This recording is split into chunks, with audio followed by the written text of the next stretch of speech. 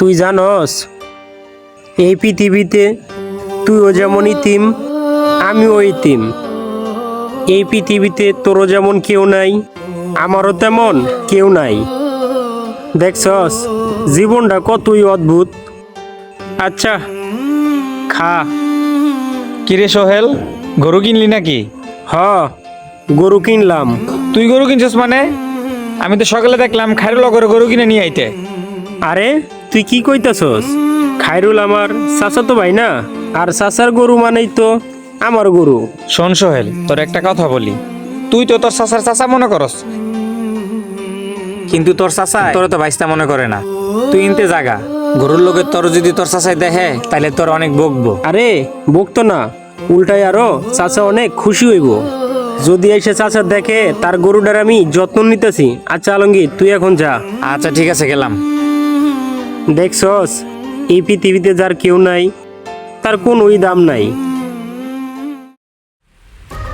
এই গরুটারে না কাটারে, গরুটারে ডিস্টার্ব করতেছস। এই তোরা নিষেধ করছে আমার বাড়ি আশেপাশে আইতে। আরে আব্বা তুমি বুঝতাছো না হে নাকি লেগে আইছে আইছে গরুটা চুরি করার লাগি। না না, আমি গরু চুরি করতে আসবো কিসের জন্য? আমি তো আইছি আমার চাচার গরুটা পাহারা দেওয়ার লেগে। এই তোরে কি আমার আব্বা কইছে এই গরু পাহারা দেওয়ার লাগি? এই খায়রুল, তুই বুঝতেছস না? ওই এই গরুর ভাগ নেওয়ার জন্য আইছে।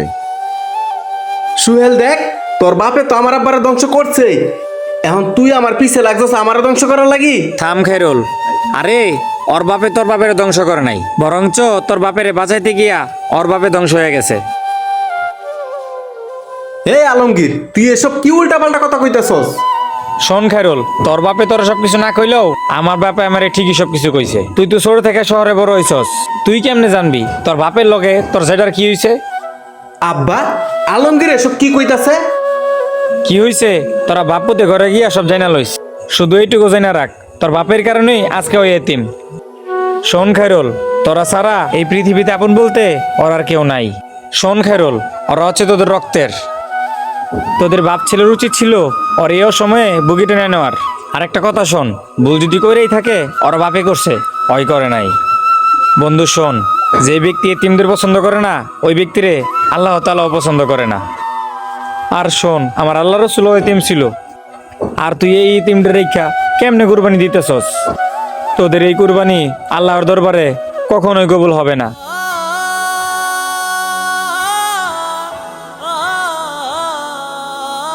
ভাতিজা রে, তুই আমার ক্ষমা করে দে রে বাবা। চাচা কি কইতাছেন? আপনি আমার কাছে ক্ষমা চাইবেন মানে? আজকে তো আমি অনেক খুশি, আজকের পর থেকে কেউ কোনোদিন আমারে এতিম কইতে পারবো না। বন্ধুরা, আমাদের ভিডিওটি দেখে আপনারা কে কে বুঝলেন অবশ্যই কমেন্ট বক্সে কমেন্ট করে জানিয়ে দিবেন। সম্পূর্ণ ভিডিওটি দেখার জন্য আপনাদেরকে অসংখ্য ধন্যবাদ। আসসালামু আলাইকুম।